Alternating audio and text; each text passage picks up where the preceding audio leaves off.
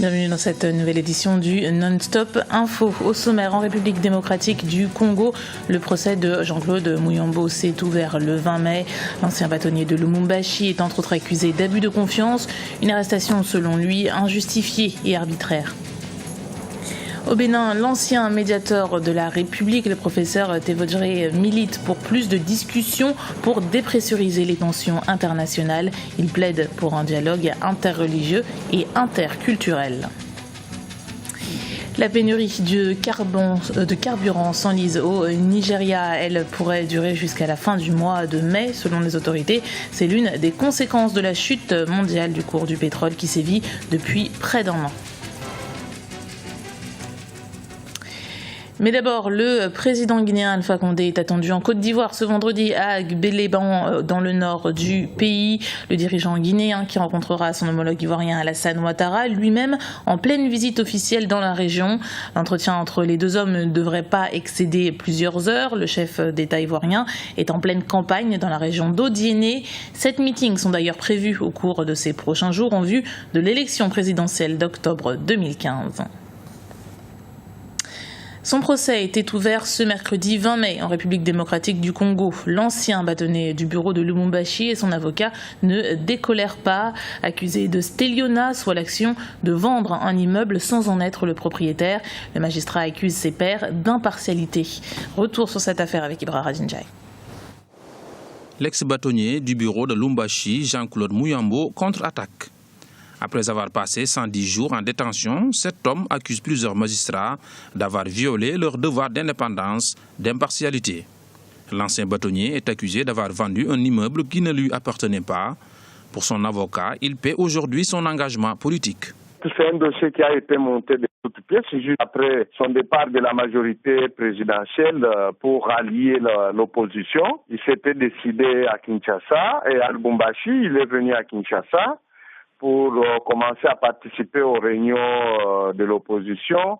C'est ainsi qu'il a eu à participer activement aux activités qui ont permis de commencer les manifestations à Kinshasa le 12 janvier pour protester contre la modification de la loi électorale. Alors de là, le pouvoir a commencé maintenant à monter des dossiers contre tous ces leaders compte tenu de son engagement très actif pour l'affaiblir. Son arrestation soulève de nombreuses questions sur le respect des droits de l'homme selon le secrétaire général de la FIDH, la Fédération internationale des ligues des droits de l'homme en République démocratique du Congo. Sur toute la ligne, les droits de l'homme n'ont pas été respectés et je crois que c'est une affaire purement politique. Et la justice congolaise étant faible, cette justice n'étant pas indépendante, a été regentée, a été soumise aux ordres de tenants du pouvoir. Ces autorités politico-judiciaires, moi personnellement en tant que défenseur des droits de l'homme, en tant que secrétaire général de la FIDH, j'ai eu à échanger avec elles,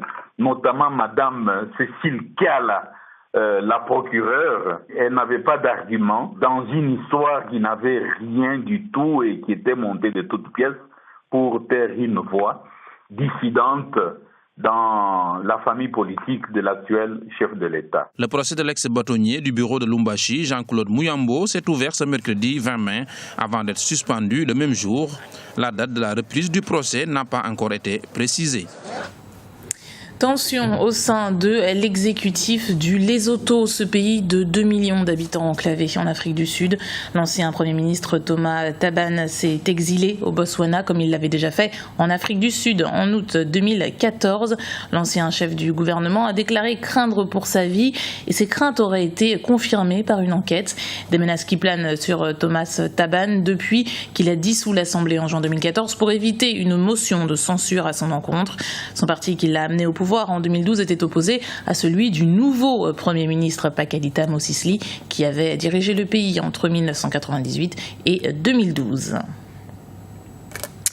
L'initiative africaine d'éducation à la paix et au développement par le dialogue interreligieux et interculturel. C'est l'intitulé du projet initié par l'ancien médiateur de la République du Bénin. Ce projet fera l'objet d'un symposium qui se tiendra du 26 au 28 mai 2015 à Cotonou. Reportage de notre correspondant, Lev Tiounou.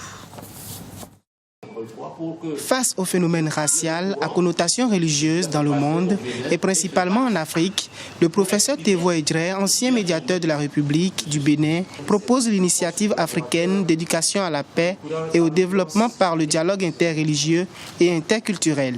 Ce projet fera l'objet d'un symposium du 26 au 28 mai prochain à Cotonou. Objectif, s'appuyer sur le dialogue interreligieux et interculturel pour favoriser la paix entre les communautés.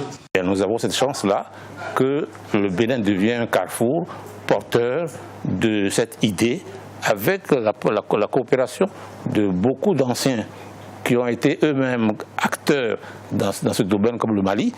Et je suis très heureux que nous puissions du 26 au 28 mai prochain au Bénin sortir un manifeste et sortir un projet qui pourra être pris en compte dans toutes les institutions internationales et dans l'opinion publique africaine. Cet appel de Cotonou se veut être l'exemple d'une volonté de vivre ensemble des confessions religieuses. Il s'agit de mener des actions communes de développement en vue du renforcement de la paix. C'est un espace où plus de 200 personnes viennent de l'extérieur au nom de la religion, au nom du dialogue interreligieux, pour que l'on mette de commun accord un système en place pour faire dialoguer les gens.